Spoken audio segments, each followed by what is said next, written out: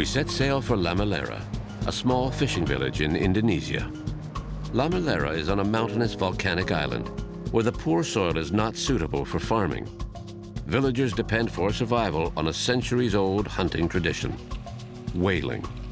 And their main target isn't just any whale. They hunt the sperm whale, the world's largest carnivore, that can grow to a length of 20 meters and weigh up to 55 tons. Lamalera is on the island of Limbato, one of the 17,000 islands that make up Indonesia. The earliest written record of this whale hunt dates back to 1643, when Portuguese explorers described it as heroic. People in Lamalera have always subsisted on what the ocean could provide. But with no nearby reefs or shallows harboring fish colonies, villagers must sail far from shore to cast their nets in the deep ocean. For centuries, fishermen rowed out to sea in their frail craft, hauling in anything that could feed the community.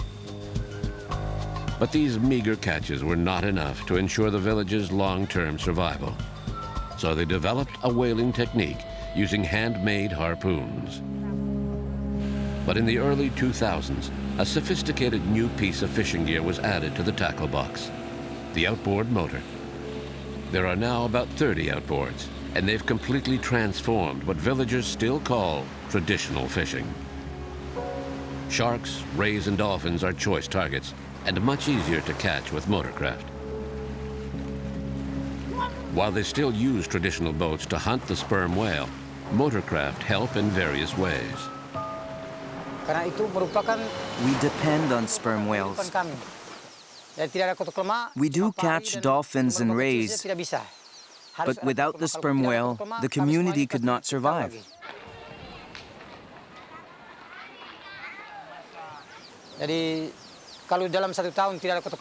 That's why we all pray that the whales will come back year after year.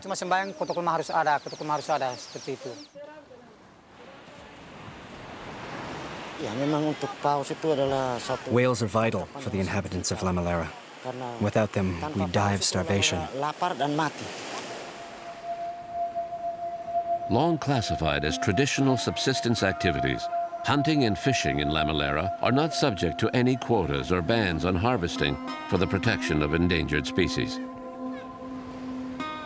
This exception to international law has not been reviewed since the hunters began using outboards.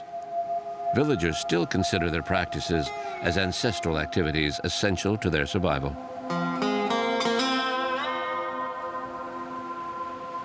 Whaling season begins in May. The whole village gathers to pray and commemorate the souls of those lost at sea while working at this dangerous occupation. At the beginning of every hunting season, the first formal event is a get-together we call the beach meeting.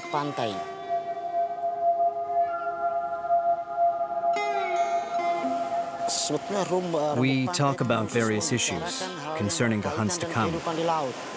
We might, for example, spend time discussing which team will harpoon first, second, and so on. We have to agree on that, or it will be a free-for-all.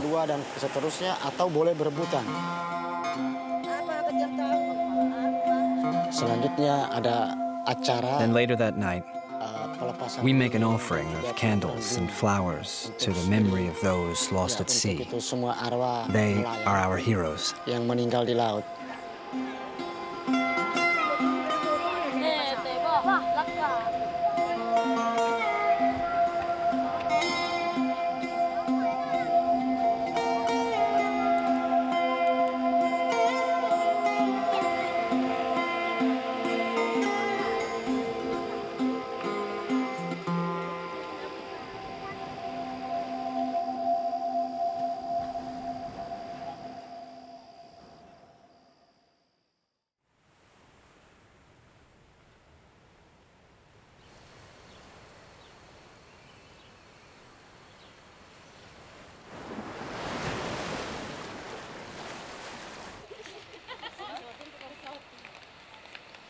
Dan juga tanggal 1 Mei itu ditetapkan May 1st is the day of the first whale hunt. Musim resmi turun ke laut.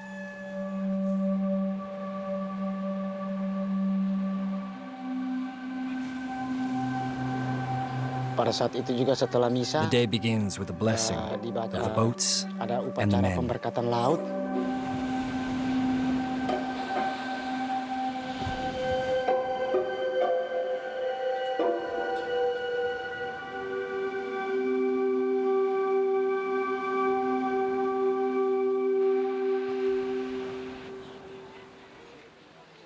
Kemudian pada tanggal Then all the 2, fishermen semua go out to perahu yang sea sudah siap, to do their oke, job. laut seperti biasa.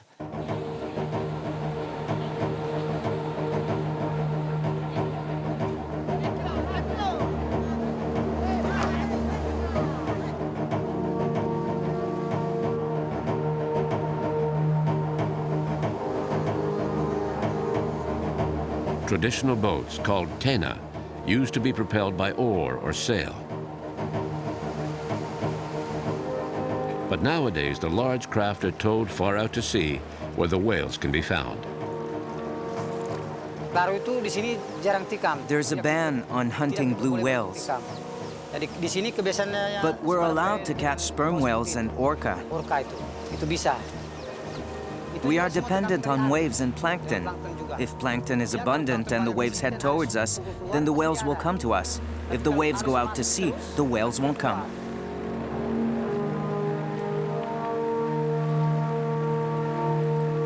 The harpooner stands on a small platform in the bow. He has to leap into the air to plant his harpoon in the animal's flesh. It's an art, and one with considerable risk.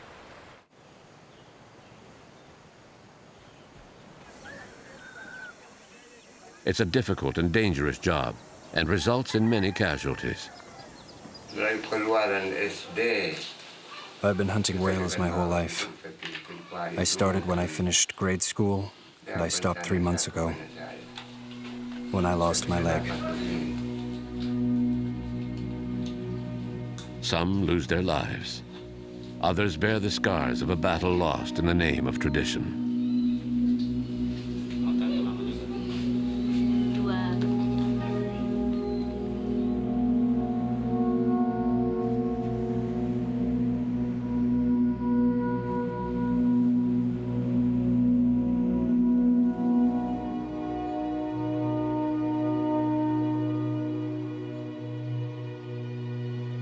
During a hunt, there was a lot of confusion on the boat, and I ended up in the wrong place. I was standing with my leg in among the ropes when the harpoon caught in the whale and the cable started to reel out and I was thrown into the sea. When the cable between the whale and the boat tightened, it cut off my leg.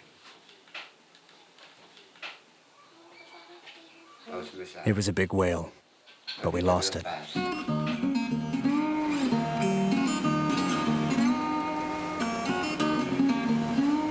Whether the whale is large or small, it all depends on the harpooner. The harpooner is the most important person on the team. If you don't have a good harpooner, there's no point in going to sea. Even with a team of 8, 9, or 10 men, you have to have a good harpooner.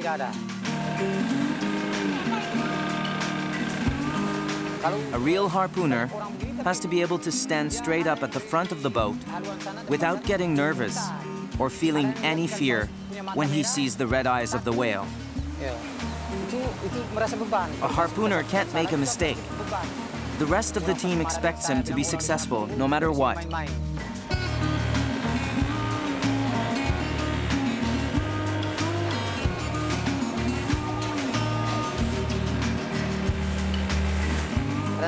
If there aren't many whales and I miss, I feel that I've let the others down. They rely on me. I feel an enormous sense of responsibility.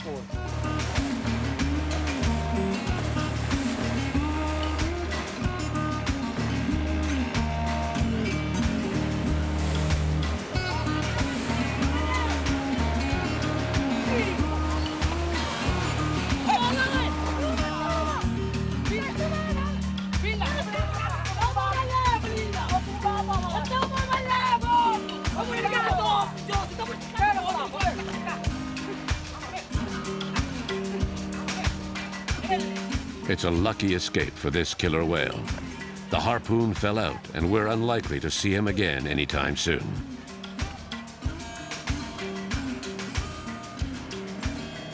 The most remarkable thing I remember is the time I chased down and harpooned 3 whales, all in the same day. One of the whales was at least 15 meters long. All the boats were after it.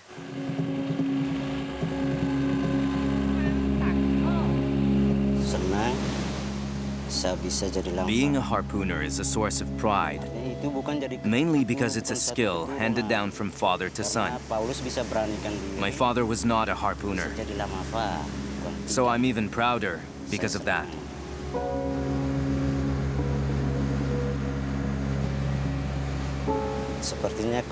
When we spot a dolphin, we come close and reduce speed so we can follow it.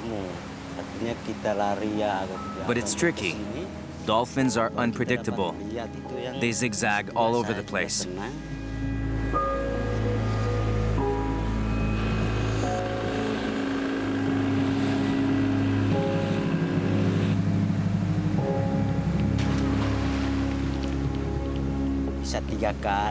I can catch up to 10 small dolphins a week, but if they're big, probably only 5.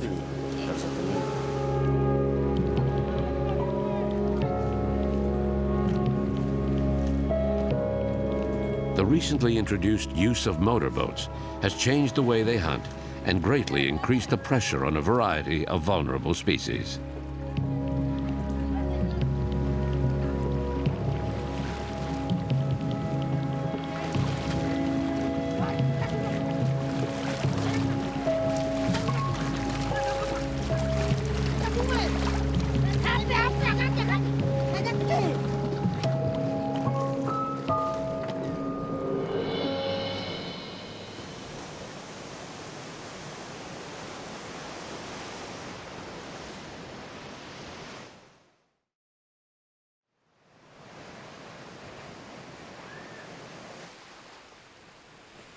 After another day hunting at sea, it's time to divvy up the catch among the crew.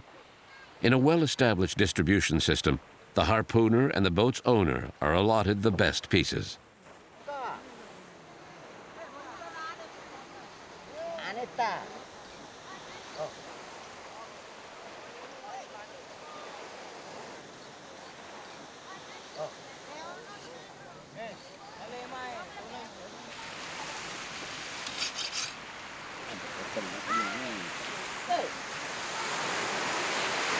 This is the harpoon guy, so he's the one first time,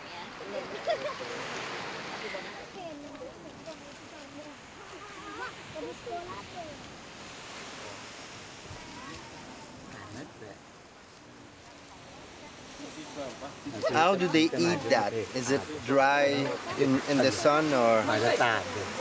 Bagaimana dimasaknya? Dikeringin dulu baru dimasak? Tidak, langsung ada yang kasih kering, ada yang langsung masak. Lemak puasa. Okay. They can try it first, but it's more delicious if you just cook it right away.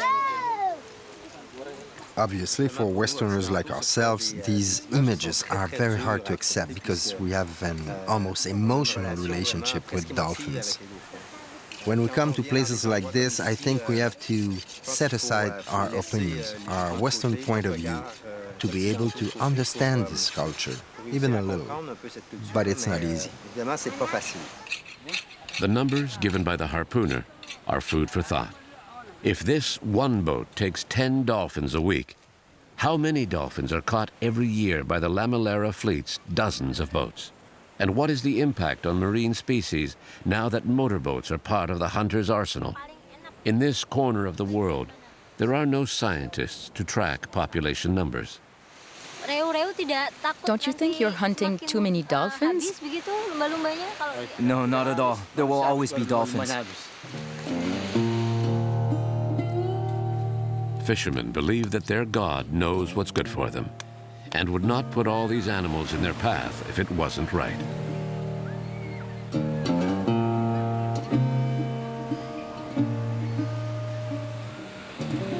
Many boys aspire to the most prestigious job around.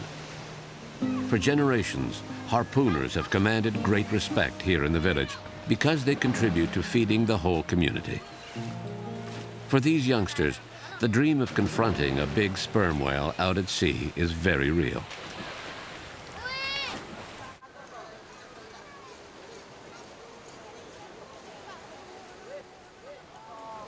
This is a day for celebration because they've just caught a young sperm whale.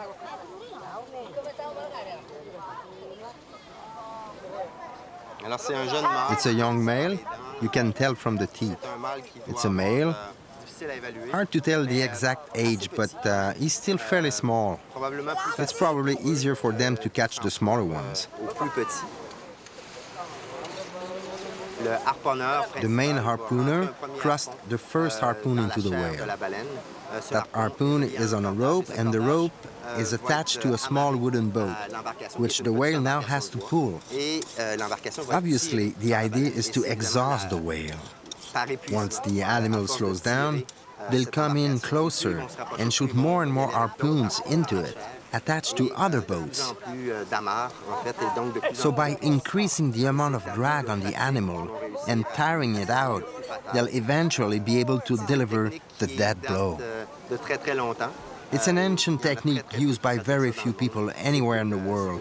It's been effective for who knows how many years, so they see no reason to change it.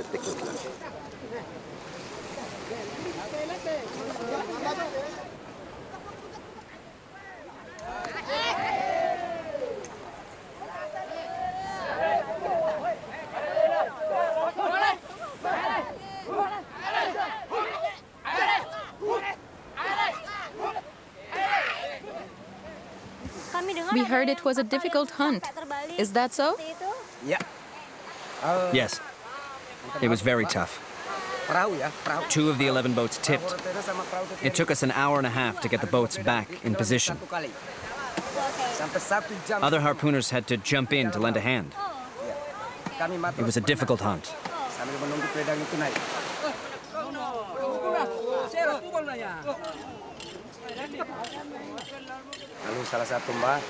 I'm a harpooner, and it's a dangerous job. So many things can go wrong. It's very risky. I could die at any moment. Is there more risk with a bigger whale? It's always risky, and accidents happen all the time. It doesn't matter how big the whale is. It's dangerous. We have to be really focused during a hunt. We harpooners have a rule. If we have worries at home, we do not go to sea. It's a lot safer. You don't want to take a chance.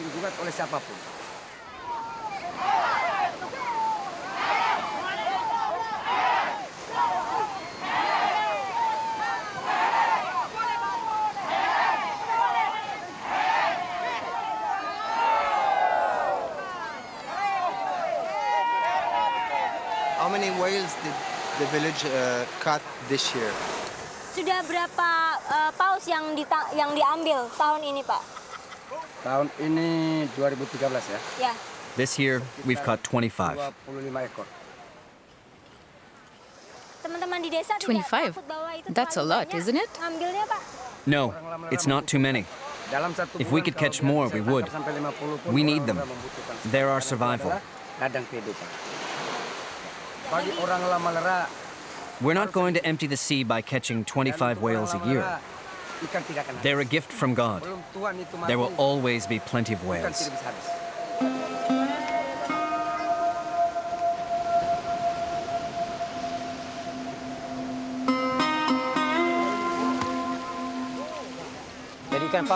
We use every part of the whale. Nothing goes to waste. That shows just how much we need them.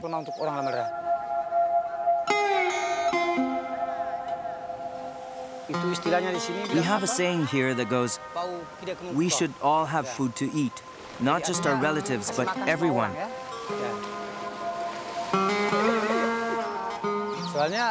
When the pieces are cut out, the women roll them in salt and then hang them to dry. That way the whale meat will keep for months.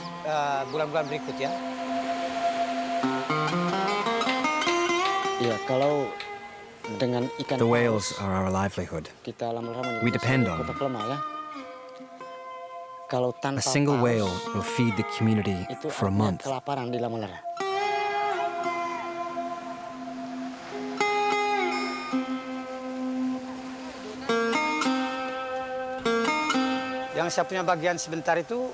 Half my share goes to my mother-in-law.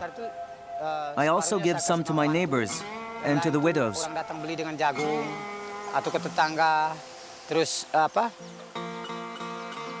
We also traded for corn. 1 platter of corn for 3 strips of whale meat. Sometimes we also traded for bananas and manioc.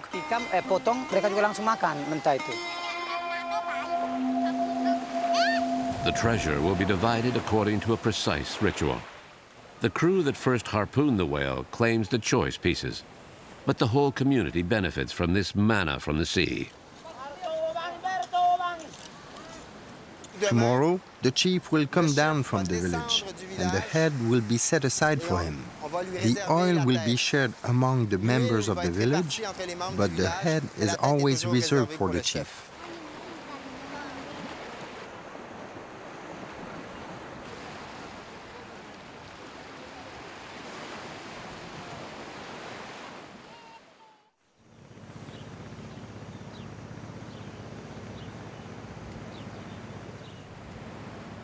The next day, the villagers begin cutting up the sperm whale's head, which contains the precious spermaceti.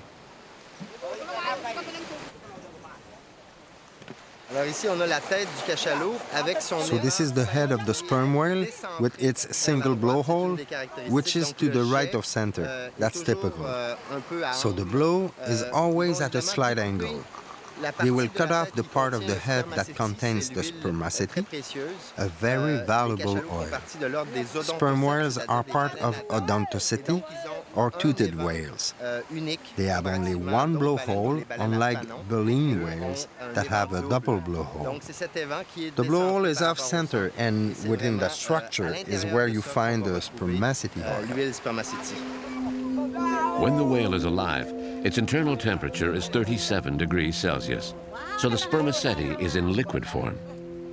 Originally mistakenly identified as the whale's semen, the name sperm whale is derived from spermaceti whale.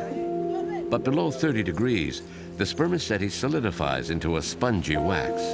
The sperm whale controls its internal temperature and can alter the density of the spermaceti organ to act as ballast when diving. The oil can be burned in lamps and was used to light village houses right up to 2006, when electricity reached Lamalera.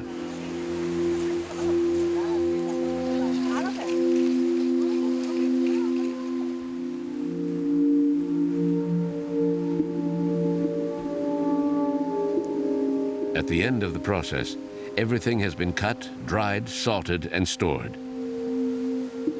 All that remains of the animal are a few bits of skeleton that the tide will soon wash out to sea.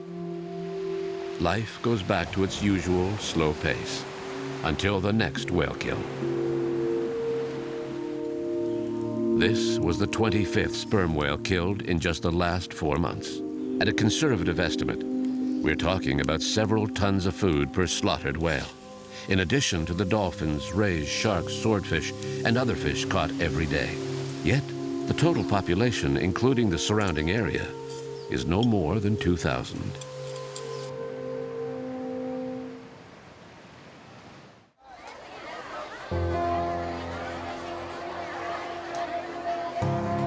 Every Thursday, the women of Lamalera attend a market in the neighboring village. Here they can pick up things they need that the ocean does not provide. The road linking the villages, not built until the early 2000s, affords a mobility that has begun to open up the world. Goods and commodities of all kinds can now be transported more easily, but it takes money to pay for them. While barter is still common, villagers increasingly want to sell their products for cash.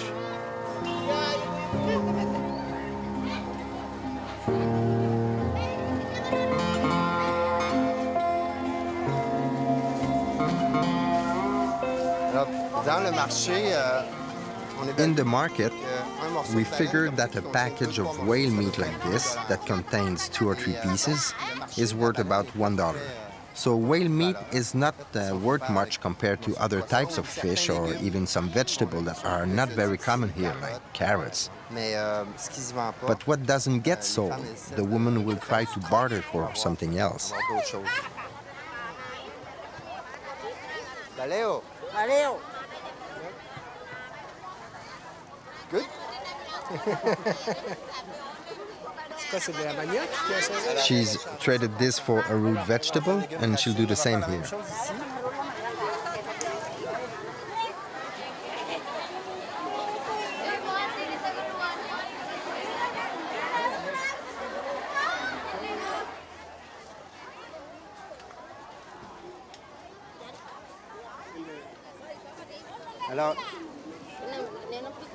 It's really barter. They're trading root vegetables for pieces of whale meat.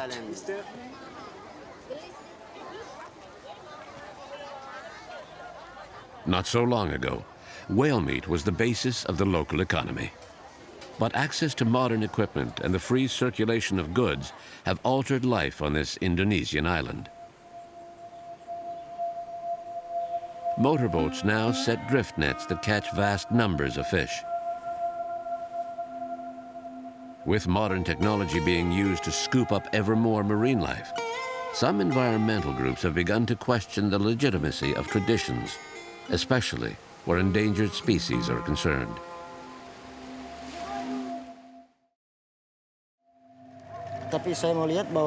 When I look back and compare the situation now to previous years, I'd say the catch has really gone down since the late 1980s. As far as protecting species is concerned, it's a noble cause. But I firmly believe that the resource will be here for hundreds of years to come.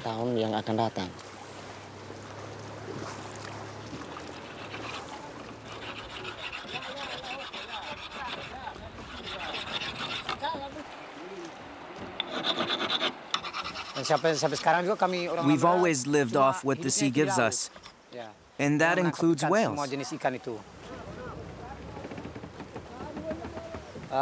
Some time ago, some people came to talk to us about protecting whales. But no one on Lamalera agrees with them.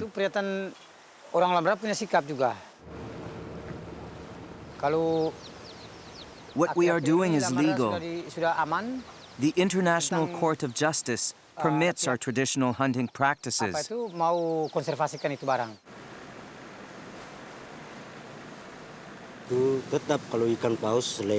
We fishermen work very hard. Sometimes we work almost 24 hours a day. We will never stop hunting the way we do, the way we've always done.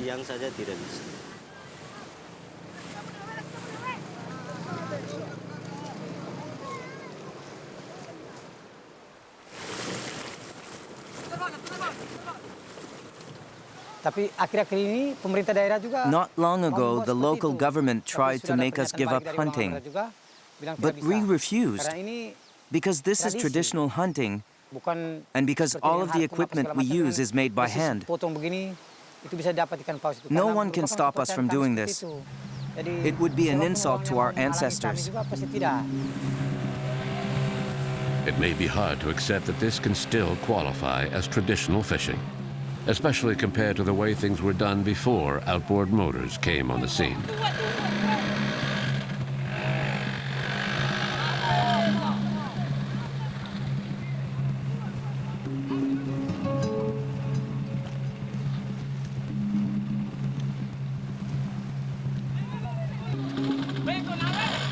They chase a killer whale, but the animal is fast.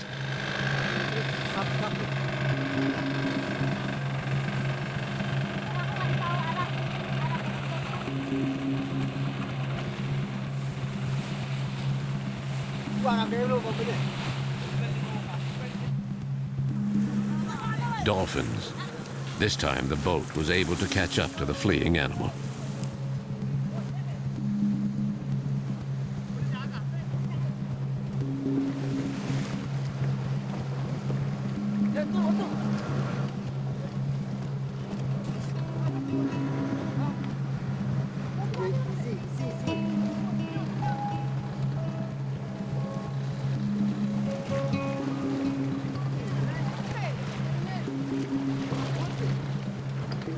When we go out to sea and harpoon a dolphin, what we see is not a beautiful, intelligent animal. What we see more than anything else is an animal that, once we get it back to the village, will feed our families.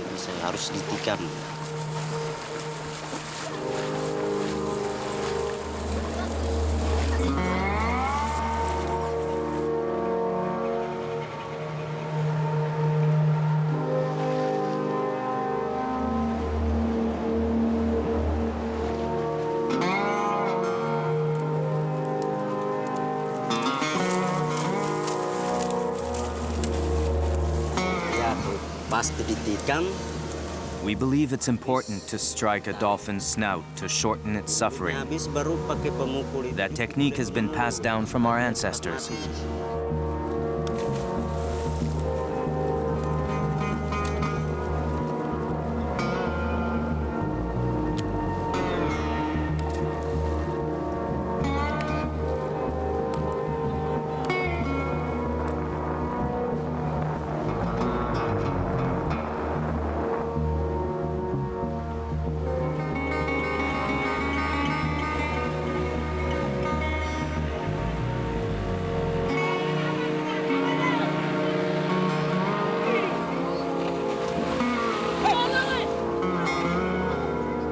During one maneuver, disaster strikes.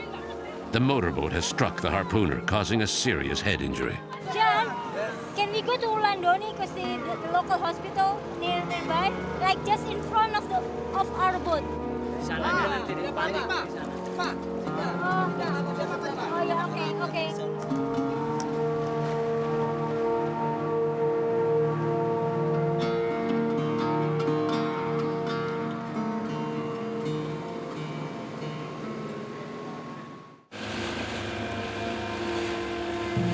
We quickly get the injured man to the village.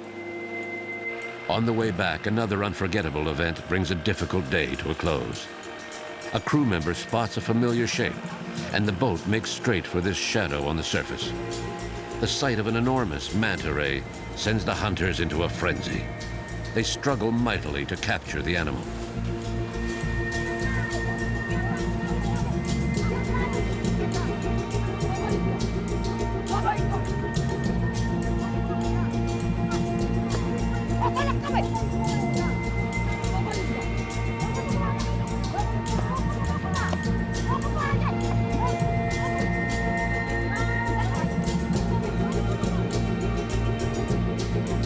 Since we arrived, we've been wondering about middlemen, foreign buyers who might be reselling some products of the marine harvest. But no one was prepared to discuss it. The standard response was that what happens here is subsistence hunting and fishing, not commercial. Our rescue of the wounded harpooner may explain his sudden and surprising willingness to talk. For us, manta rays are a better catch than dolphins. In addition to their meat, there's also their gill rakers. The gill rakers bring in a lot. We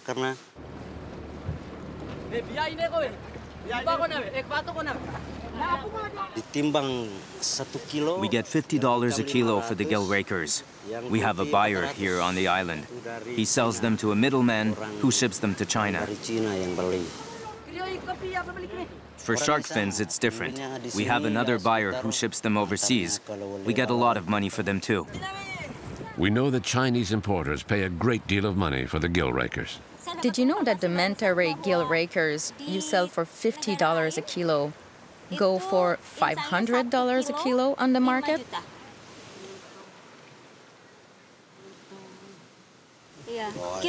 That's a big surprise. $500 sounds like a huge amount. But for us, $50 a kilo is still a tidy sum.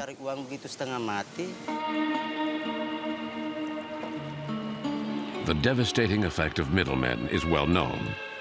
We've witnessed it firsthand in several countries we've visited, where locals sell products to international buyers for resale in Asia. The price for shark fins or gill rakers from rays is skyrocketing, as is demand. In China, too, tradition is trotted out as an excuse when these delicacies from the sea end up in soup. In less than 15 years, Lamalera has undergone a dramatic transformation. A road has been built, electricity has been installed, and gasoline-powered outboard motors have made things easier for fishermen. Progress has opened up markets, and some local products now make their way to China.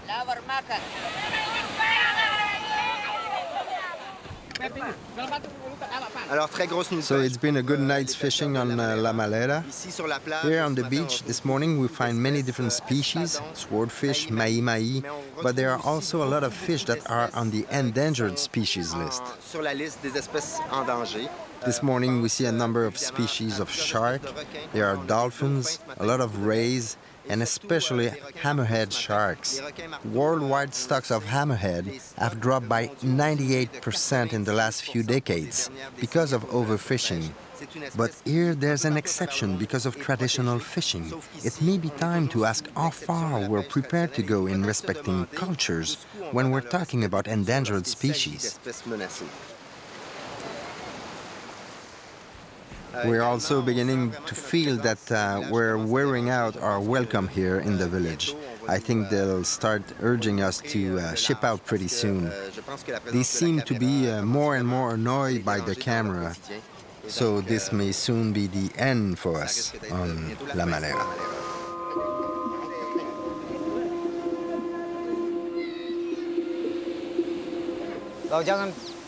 In the US and in Japan, they use modern industrial fishing methods that really do endanger whales.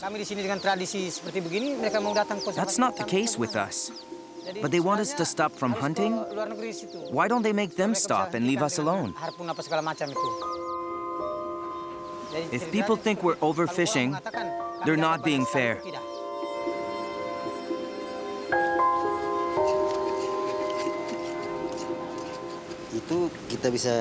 We go to sea to hunt in a traditional manner. We hunt and fish whatever we can find.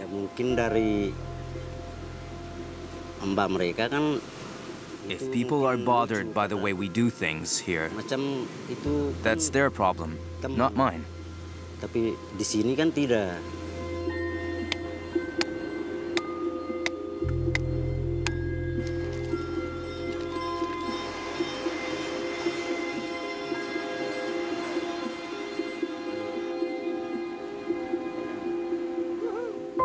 Our point of view usually depends on our values and our culture.